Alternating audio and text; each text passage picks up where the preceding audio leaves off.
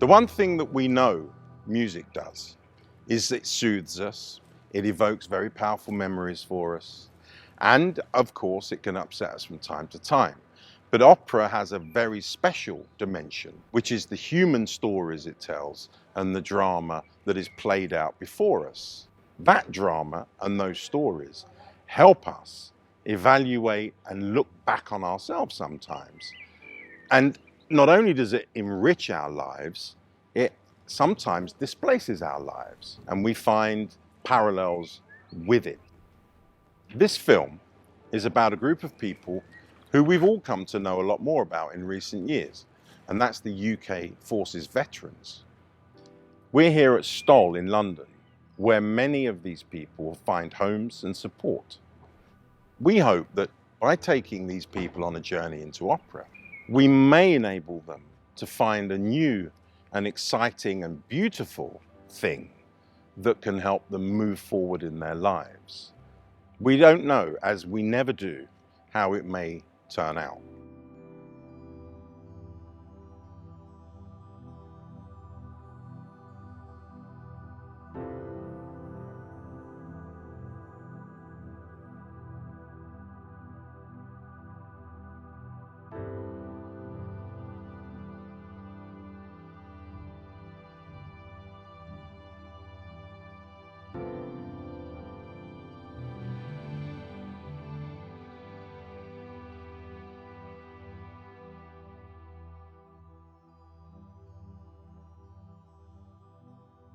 I was Army, 7 years, did infantry, and then due to injury had to do a wee stint behind the desk.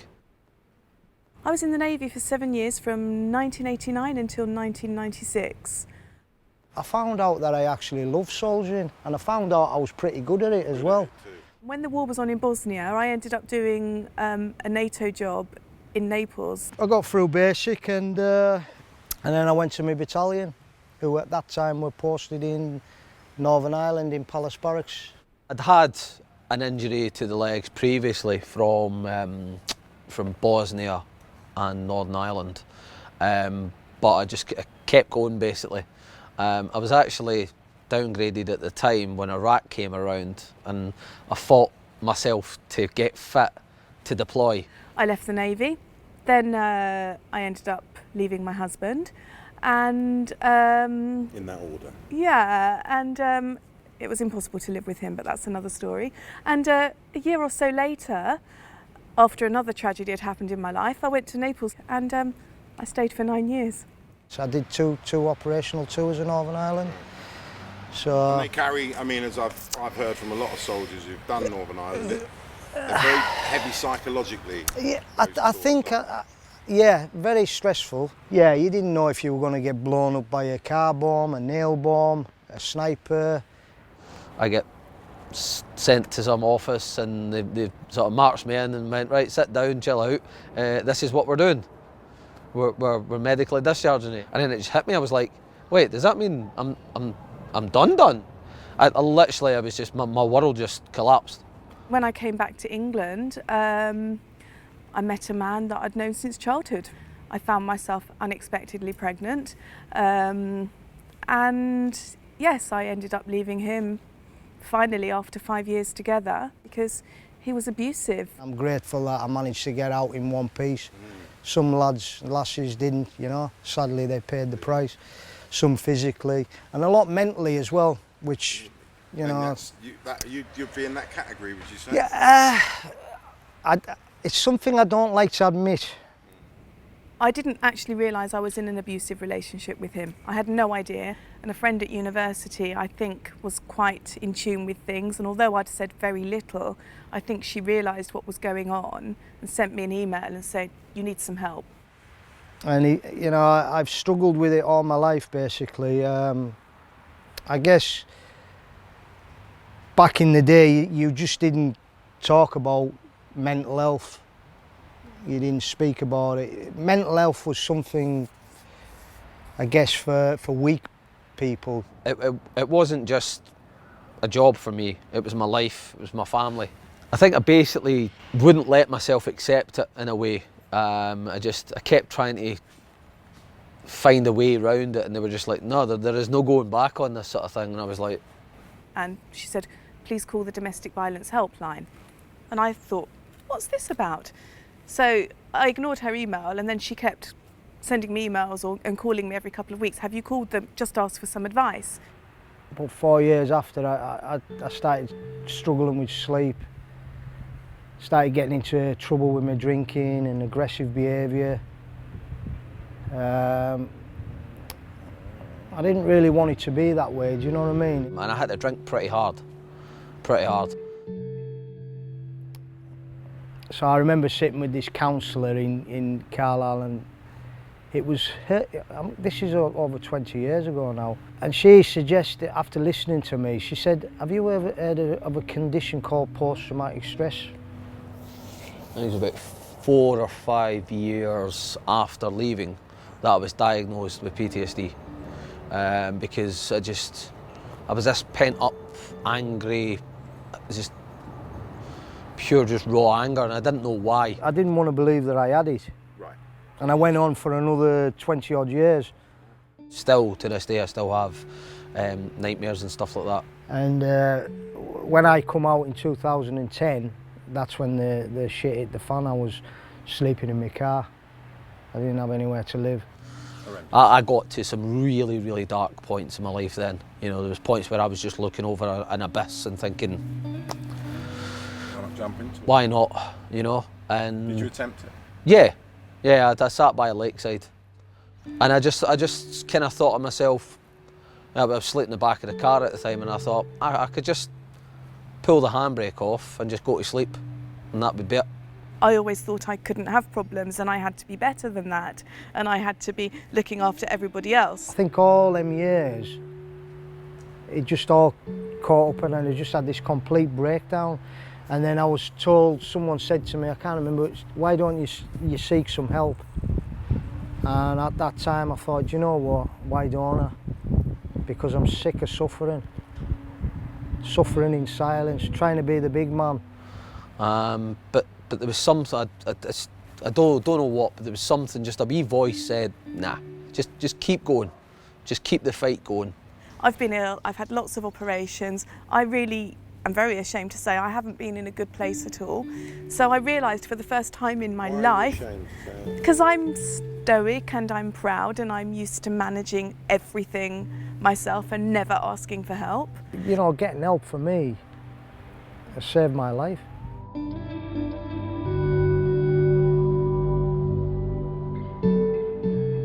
I think that something as poignant and something as passionate and something as transporting as an opera and everything that goes with that, I don't know what it's going to do to me, and I'm really, really excited about it, but I'm also incredibly nervous. Opera's never something I've ever sort of looked at, but you know, give everything the chance, you never know. You know, like I said, I've never really tapped into anything like that before. I've heard the stories that people go to opera and then they suddenly walk out in tears because they connect with it, you know. You think that's likely with you? Well, we shall see.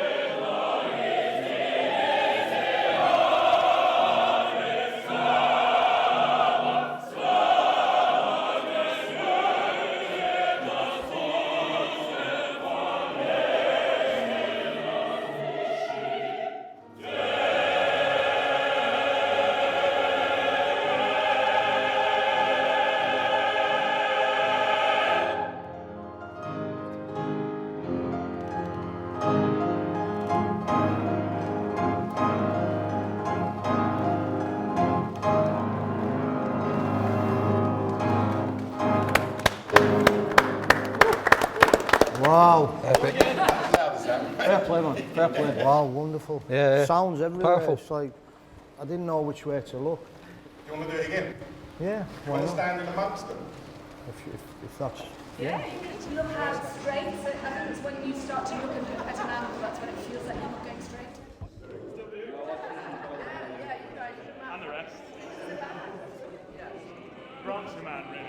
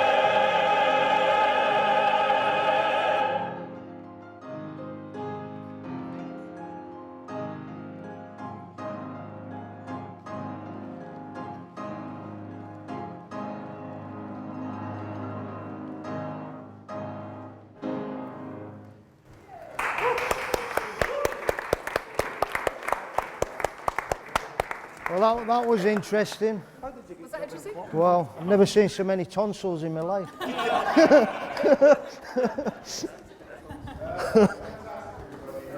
was an amazing feeling though.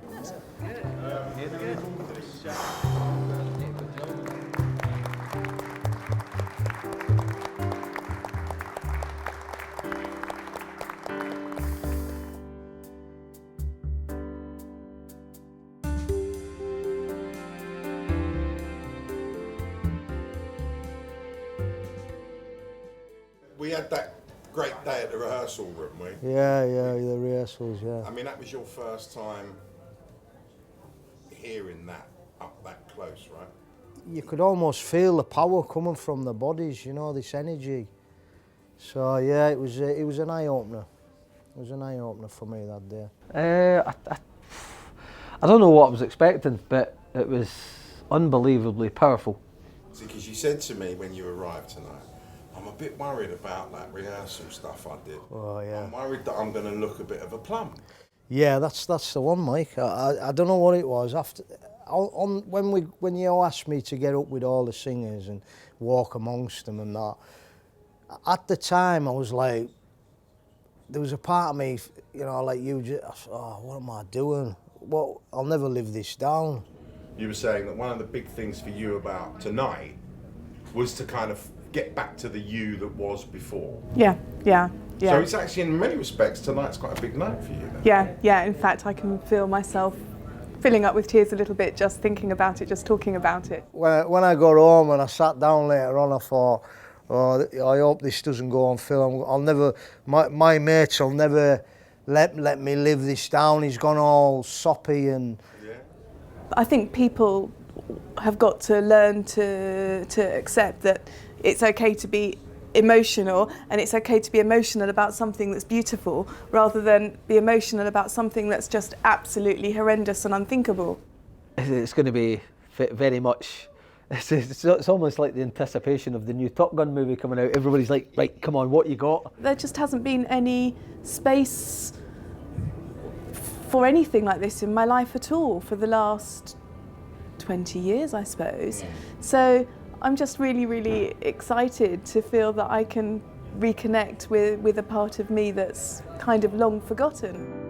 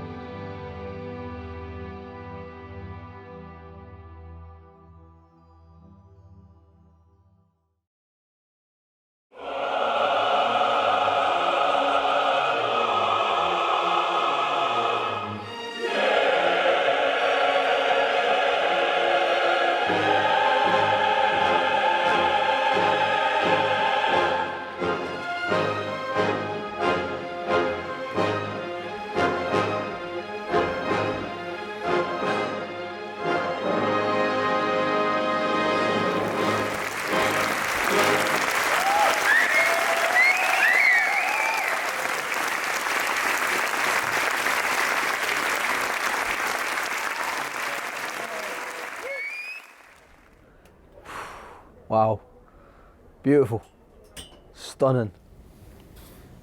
Gosh. So? Wow, mixed emotions. I think it put a light in my dark soul, that's for sure. I was absolutely overwhelmed. Firstly, I've never in all my life sat in an opera, so that was a wonderful experience to begin with. You know, those voices, the power of those voices, I would defy anyone not to be transported by that.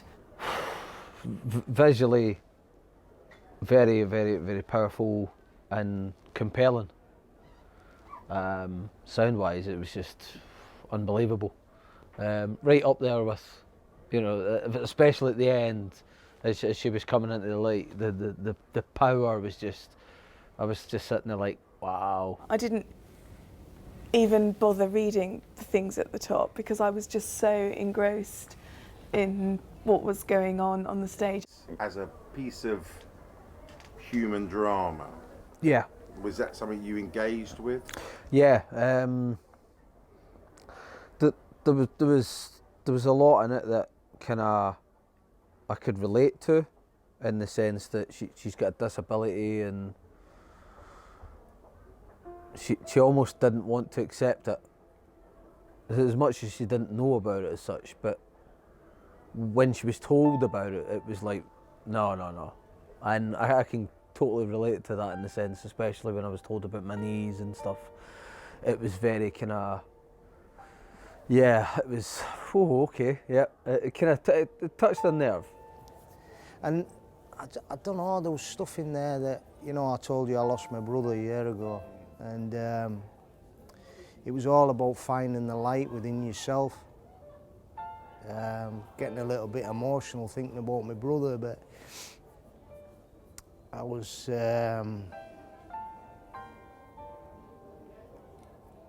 thinking about him, you know, and he.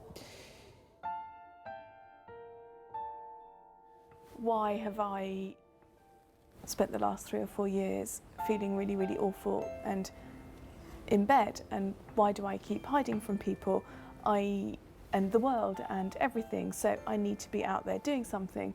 And I'm really feeling it in my stomach now that I need to be getting back out there and doing something. Very much towards the end is kind of where I'm at the moment, where I'm pushing on with sport and I'm kind of challenging the, no, you can't do this. Oh yeah, I can. The end where she finds that she's given this light back, the sight, that she realises it's not just about the sight, it's about the light inside yourself as well. And is there any new bit of Mac emerged? through this process? I don't know. Maybe time would tell on that one, but it certainly warmed me. Yeah, definitely.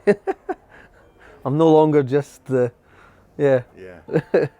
The really in is get rid of this hard man crap. You know, all this ego. I was never really hard man anyways. You know what I'm saying? It was like, it was all a front. It was, even as a soldier, you know, I like to think I wasn't a bad soldier, but underneath it there was a little boy just crying out for a soft side, if you like. Oh, God, I can't believe I'm saying this, but... And I want to do something that entertains people and makes them happy, because I think that's a realisation. But that's your thing. That's your thing. You're serving others. Yeah. And yeah, I think I really, you know, and I kept thinking I really, really need to learn. During the opera, actually, I kept thinking I really need to learn how to serve myself, what I need and what I want. So, is there a possibility, do you think, that, well, there's opera, there's theatre, there's all these things that are people doing amazing things that help you find Ian number 2? There's so many opportunities to look at, Mike, you know, in life. I'm not a good singer, I'll never be an opera singer, but I know I've got something there. I don't know what it is, but it's there. And like you said, there's something inside me just waiting to come out now. And as long as I live the rest of my life with peace and serenity, and, you know, have a laugh and have good friends, good company and good health, then I'll be happy with that, Mike. You know what I mean? Perfect. Cheers.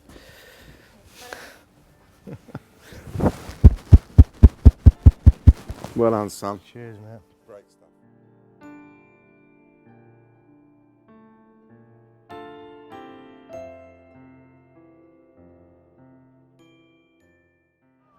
So, a week ago you hadn't seen opera.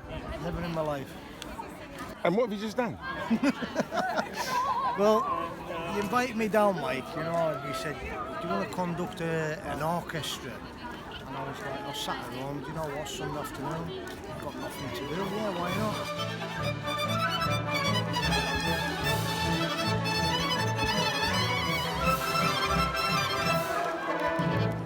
Life experience. And then I've only just went and sang on the stage, haven't I, with the flipping choir and the main orchestra. Wonderful experience. And we've done a little bit of rehearsals back in the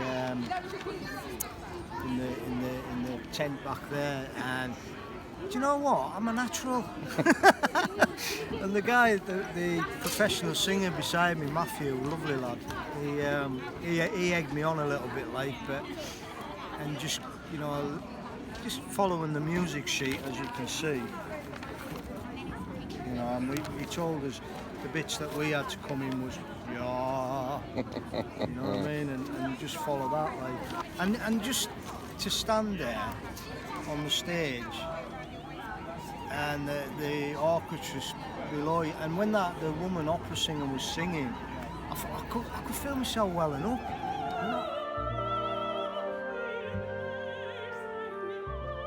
you know, I was like, don't start crying, Ian. But, you know, it was just an emotional experience, and just I kept glancing up at the audience for a while, you know, and just really enjoying that moment. You know, it was a wonderful experience. While I was on that stage, you know, you see these celebrities that say, oh, stage fright. I swear to God, I never felt any nerves. I just felt at ease and just relaxed and just, you know, get on with it, sing.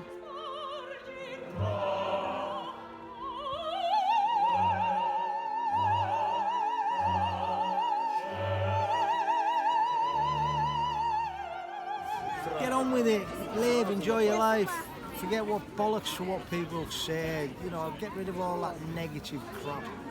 If you want to do something, you've got to do it yourself and get out of that negative environment. You know, you don't need people like that in your life pulling you back. You know, I had that all my life, pulling me back. What will people think of me?